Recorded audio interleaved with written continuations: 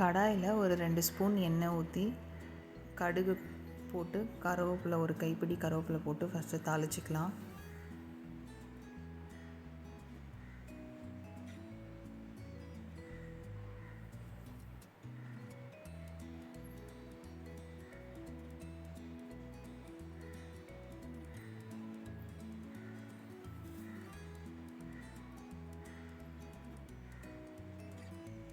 இது கூட இப்போது நான் ஒரு பெரிய வெங்காயம் மெல்லிசாக நறுக்கி வச்சுருக்கேன். அதுக்கப்புறம் ஒரு 5 பச்சை மிளகா 2ஆக கீறி வச்சுருக்கேன். உங்களுக்கு தேவைக்கேற்ற மாதிரி பச்சை மிளகா ஆட் பண்ணிக்கலாம். இது ரெண்டுத்தையும் நல்லா வதக்கிக்கலாம். வெங்காயம் நல்லா ப்ரௌன் கலரில் வர வரைக்கும் வதக்கிட்டு அதுக்கப்புறம் நம்ம காயை சேர்த்துக்கலாம்.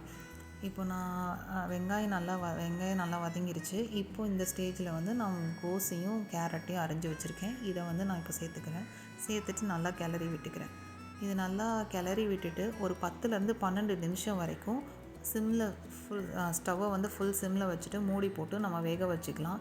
இதுக்கு நடுவில் 2-3 வாட்டி நம்ம கிளறி விட்டு மூடி வைக்கிறது இன்னும் ஈவனாக சீக்கிரமாக வெந்துடும்.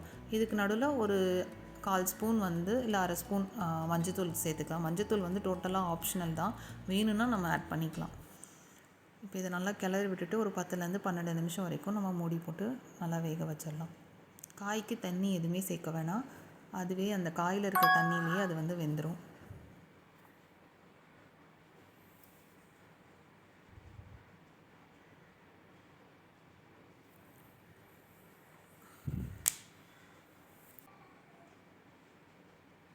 இப்போது ஓரளவு காய் நல்லா வெந்துருச்சு. நம்ம ஒரு வாட்டி நல்லா கிளறி விட்டுட்டு கொஞ்சமாக தூள் உப்பு சேர்த்துக்கலாம். கொஞ்சமானா நமக்கு தேவைக்கேற்ற மாதிரி உப்பு சேர்த்துக்கலாம்.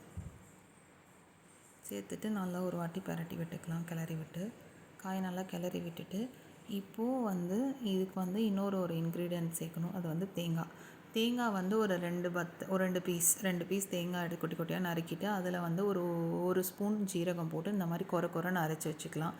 காய் நல்லா வெந்ததுக்கப்புறம் இந்த தேங்காய் அரைச்சி வச்சுருக்கதை நம்ம போட்டுட்டு நல்லா கிளறி விட்டுக்கலாம். இதை நல்லா கிளறி விட்டுட்டு இது ஒரு 4லேருந்து ஒரு 5 நிமிஷம் வரைக்கும் நல்லா மூடி போட்டு அப்படியே வேக விட்டுடலாம். அவ்வளோதான். ரொம்ப சிம்பிள் அண்ட் ஈஸியாக ஒரு பொரியல் ரெடி. இது சாப்பாடோடையும் பிசைஞ்சு சாப்பிட்டாலும் நல்லாயிருக்கும். சாம்பார், பொரியல், காரக்குழம்பு எல்லாத்துக்குமே ரொம்ப நல்லாயிருக்கும். ட்ரை பண்ணி பார்த்துட்டு எப்படி இருக்குதுன்னு கமெண்ட் பண்ணுங்கள். தேங்க்யூ ஃபார் வாட்சிங். இதே மாதிரி நிறையா வீடியோஸ் அண்ட் டிப்ஸுக்கு சேனலை சப்ஸ்கிரைப் அண்ட் ஃபாலோ பண்ணிக்கோங்க. தேங்க்யூ.